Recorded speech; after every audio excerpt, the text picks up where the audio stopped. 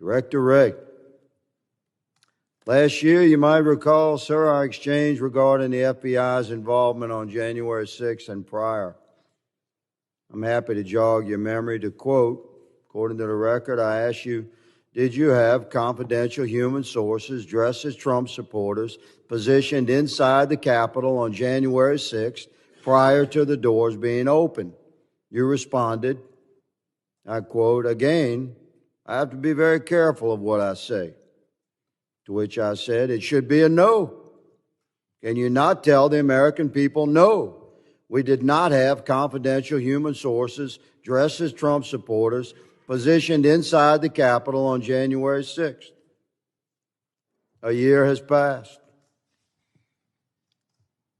We sit here again a year later, we the people still do not have a definitive answer from you or anyone else in the Biden administration regarding the FBI presence and participation in the months leading up to the November election and in the weeks and days prior to January 6th and on January 6th here in D.C.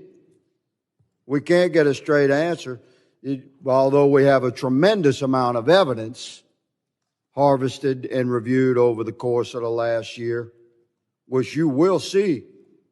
In September, Stephen D'Artano, formerly in charge of the FBI's field office in Washington, D.C., testified to the House Judiciary Committee that he was aware the FBI informants would attend the Stop the Steal rally thrown on January 6th. You confirmed that the FBI had confidential human sources at the Stop the Steal rally on January 6th here in D.C., sir? Congressman, as we've discussed before, I'm not going to get into where we have or have not used confidential human sources. But what I can tell you, you asked for a definitive answer. We'll move on. It's my time. You said no, you're not going to answer. That's cool. We're watching. Mr. Chairman, may I answer the question? Your moment will come. This is my time. Earlier this year, an FBI informant who is reported to have, quote, his quote, under oath, marched to the U.S. Capitol with fellow Proud Boys members on January 6th, close quote. He said he was communicating with his FBI handler while people were entering the U.S. Capitol. Can you confirm that the FBI had that sort of engagement with your own agents embedded into the crowd on January 6th? If you are asking whether the violence at the Capitol on January 6th was part of some operation orchestrated by FBI sources and or agents, the answer is emphatically You're saying not. No. You're saying no? Not okay. Violence orchestrated by FBI sources or agents. Are you familiar with you know what a ghost vehicle is? Director of the FBI certainly should. You know what a ghost bus is? A ghost bus? Ghost bus. I'm not sure I've used that term before. Okay.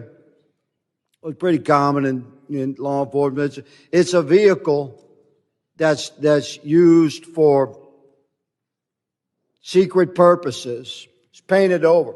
These two buses in the middle here, they were the first to arrive at Union Station on January 6th, 0500. I have all this evidence. I'm showing you a tip of this iceberg. Mr. Chairman. These two buses are painted completely white. Point of order. Point of order. Sure. Just run over the time. I understand, but you'll recall that Ms. Jackson-Lee's been allowed to go 2 minutes before. I've been very fair in letting people finish their questioning throughout my tenure as chairman, and I'll continue to be fair on that regard. But I will make a note to the members, if you could stay as close within your time as possible. We have a lot of people that want to ask these gentlemen questions. So with that, the gentleman yields. But your point, I've been very fair in this, Mr. Ivey, with everybody on this side of the aisle just as much. I don't think I accused you of being unfair, Mr. Chairman. You're making a point. Okay, thank you.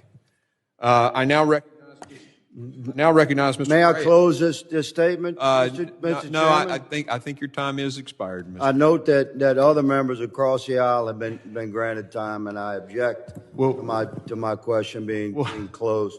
This is a very significant hearing, Mr. Chairman, and these buses are nefarious in nature and were filled with FBI informants dressed as Trump supporters deployed onto our Capitol on January 6th. Your day is coming, Mr. Wray. Mr. Higgins. I now recognize